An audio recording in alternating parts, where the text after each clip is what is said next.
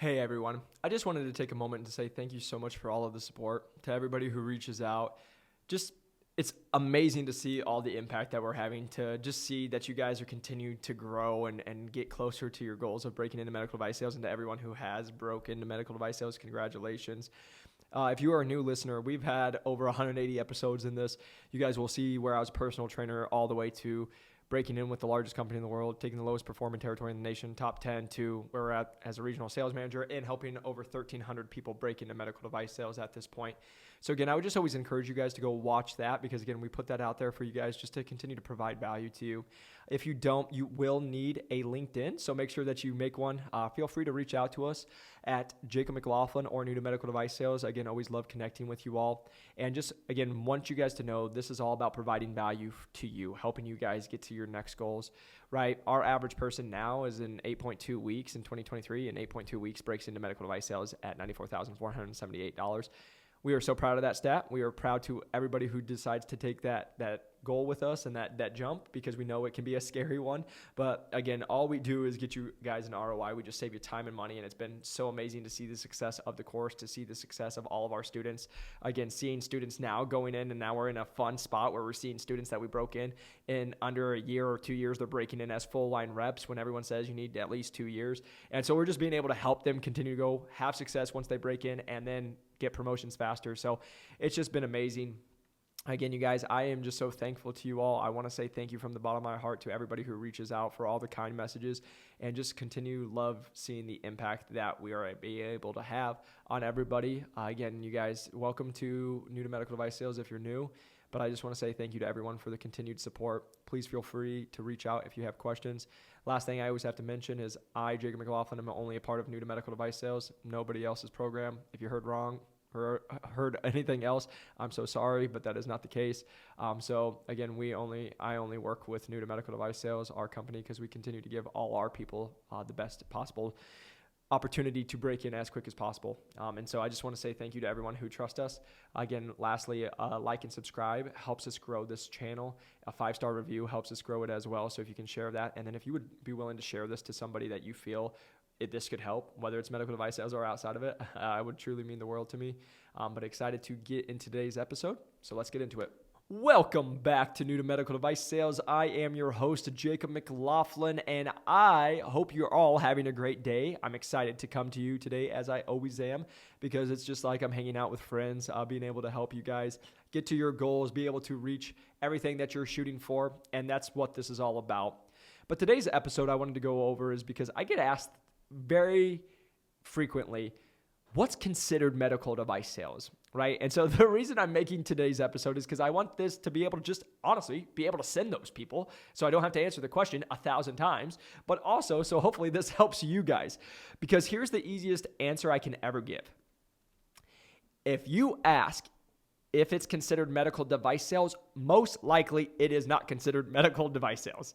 It's like, that is the easiest way to say that, because the reason I'm saying that is so many times I'll have people reach out and I see this, and I see other accounts try to use it. And let me just go into this before I go into all the other, what could be considered medical device sales, and people will try to tell you it is.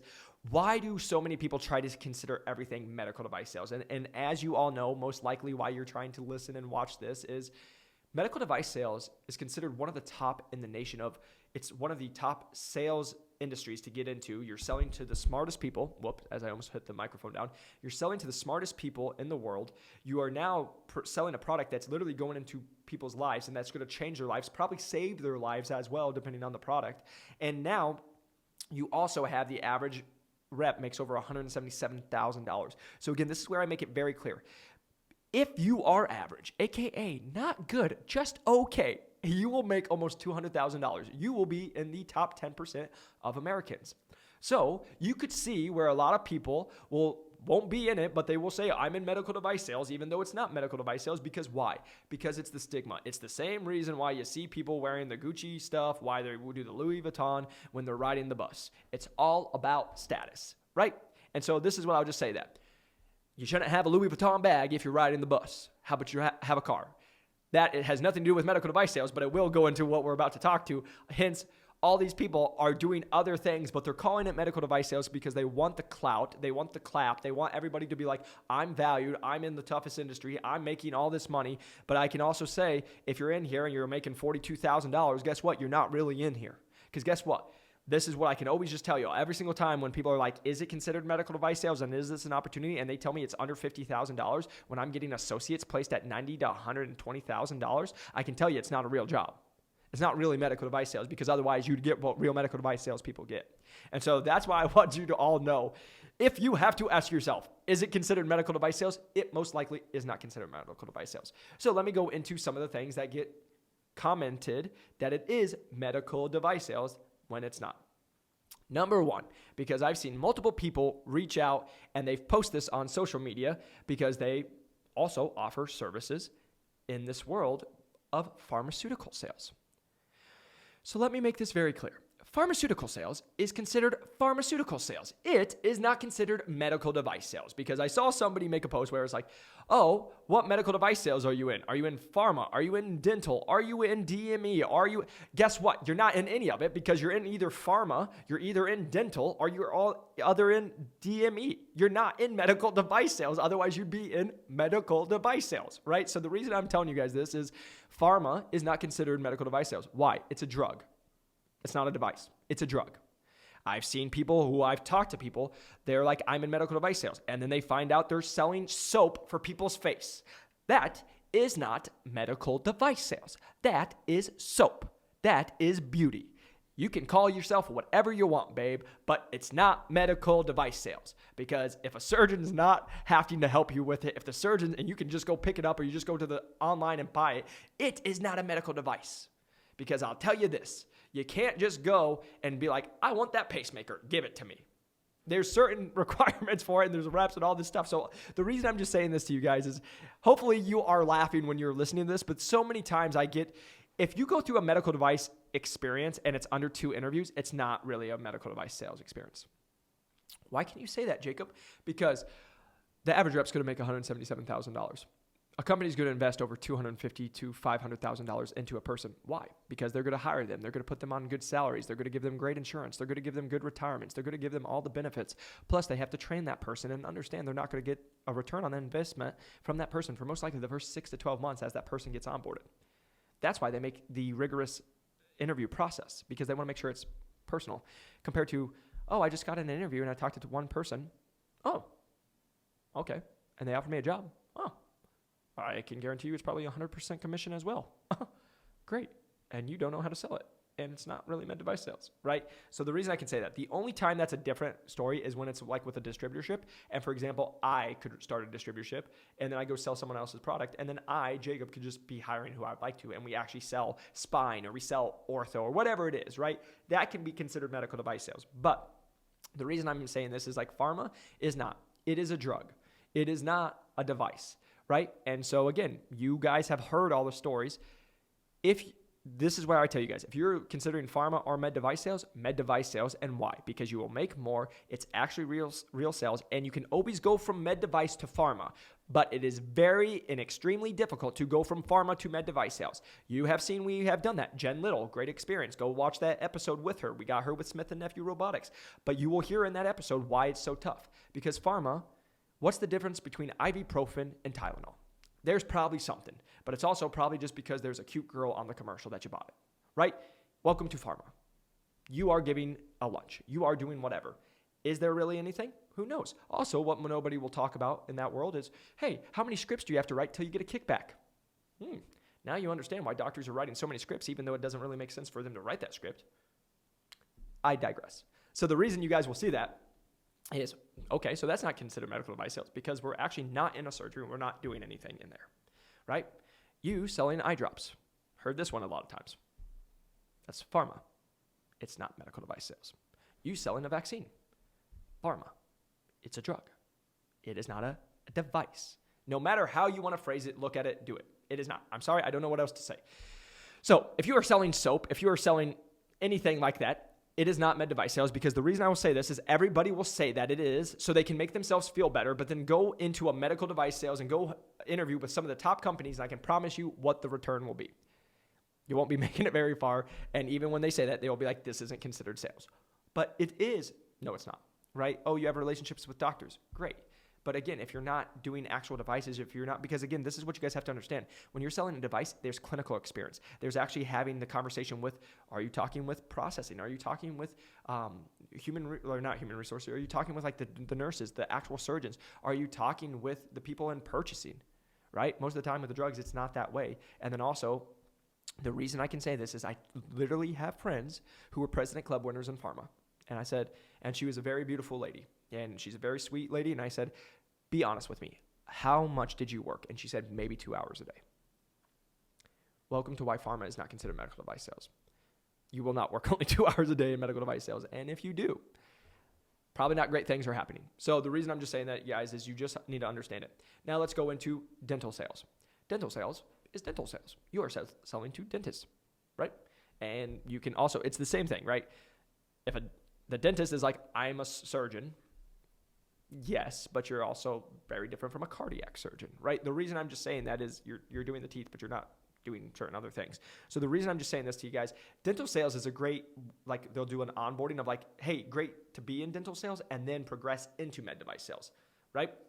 But dental sales is not really considered medical device sales, right? There are certain companies that have med device and dental, but again, it's very different. Now you can try to go leverage that, but this is why I can just sit here and tell you guys, because you can go do dental sales, crush it, make a bunch of money. And then when you go in to try to get in med device sales, they're still pushing you to come in as a associate. Why? Because you don't have the medical device experience. So the reason I'm just saying that is that, so if it's pharma or dental, it's not. Now DME, this is one that gets really confusing for people. So what is DME, right? It's a lot of times like disposable medical equipment, right? So there's medical equipment that you can sell. What is that? Canes, whatever it is, right? Canes, ultrasound, stuff like that. Why is this not considered medical device sales? Because again, when we talk about, hey, are you going into the OR? Are you doing all this? You're not normally, right? You're selling to physical therapy programs or whatever it is, to offices or stuff. It's still just not considered the same. Now, you guys, again, the reason I'm just saying all this, you don't have to agree with me. You don't have to like it. I'm just telling you what I see literally getting people hired every single day. Because we've had people from DME, we've had people from pharma and dental, and they all get told the same thing. That's not considered medical device sales. By who? The medical device sales companies, not by me. Jacob did not make this up and say this. It's coming from the medical device sales companies, because they're still going to say, when was the last time you were in a surgery? Oh, you weren't? That's not real clinical experience, right? You might be able to have sales experience, but it's still not the clinical, so they'll still come at you for that. And again, medical device sales, they're always going to come at you no matter if you're the perfect candidate. But you guys have to understand, DME still isn't considered medical device sales. Why? Because of just how it's ran, all the stuff with processing, how it's purchased, also just what you're doing, the utilization of the sale, right? So again, the reason I'm not saying this to like people in those divisions aren't doing great and aren't awesome and making money and doing all the stuff and they're not worthy or like whatever.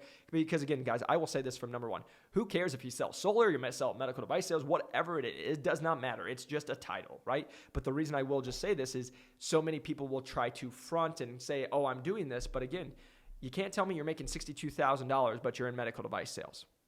Right? Now, if you're an associate sales rep in a med device company and then eventually going to make $150,000, $200,000, $300,000, okay.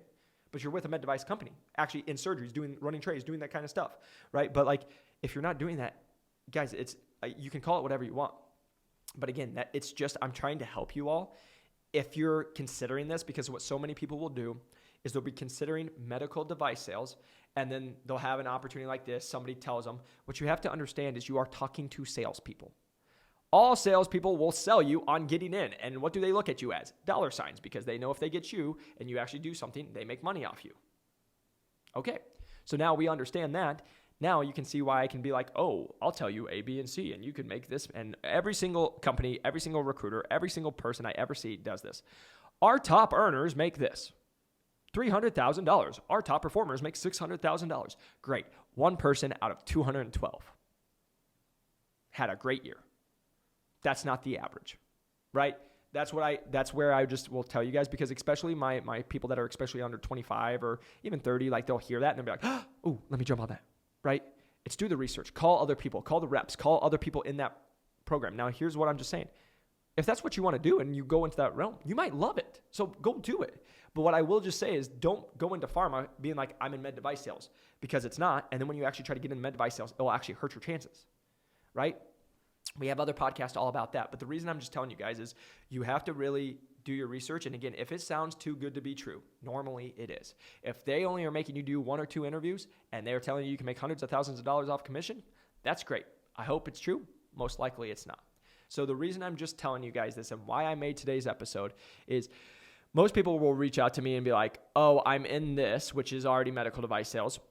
You're not, clearly. But number 2, because otherwise, let me just say this, because if you were, then why are you having such a hard time already getting hired with another med device company if you already have if you hit every single thing that they're looking for? That tells you number 1. Number 2, a lot of people will be like, hey, I think I'm going to start here to then get there. Number 1, if that's what you really want to do, go for it. This is what I just always explain it as. It's the equivalent of saying, I want to be a police officer or a state trooper, but I'm going to go be a mall cop. Kind of the same thing? Not really. No flack on anybody who is that. It's not a bad thing. But what I'm saying is it's not the exact same. You can't say it. It's a stepping stone possibly, but it's not the exact same. So the reason I'm saying that is my whole thing is if you know you want to be a police officer, why don't you just go to academy and be a police officer?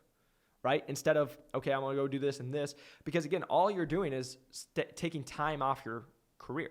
You're taking time out of your life, which just so you guys all know why I get so passionate about this. The one thing you can never get back is time. You can make more money. You can buy more possessions. You can do whatever you want, but you cannot have more time because when the ticker's done, it's done, right? So the reason I'm just saying that is why, again, if you want to go spend 2 years and try to learn this sales experience and do that, that's great. Go try it.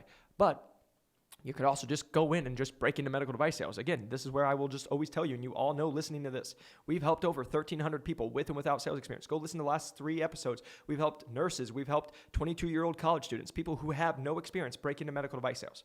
We put it all out there for free so we can help you guys. To understand, if you just want to break into medical device sales, why don't you just break into medical device sales? You don't have to go do all these other things. But again, I'm just going to say, if you just want to get into sales and you want some experience and you want to do that, go do it. There's no right or wrong, but what I will just continue to tell you guys is I see these other divisions, I'll say divisions and put it, all these other industries saying, oh, I'm in med device sales, I'm doing this, when it's really not. It's just, I'm sorry, it's just not.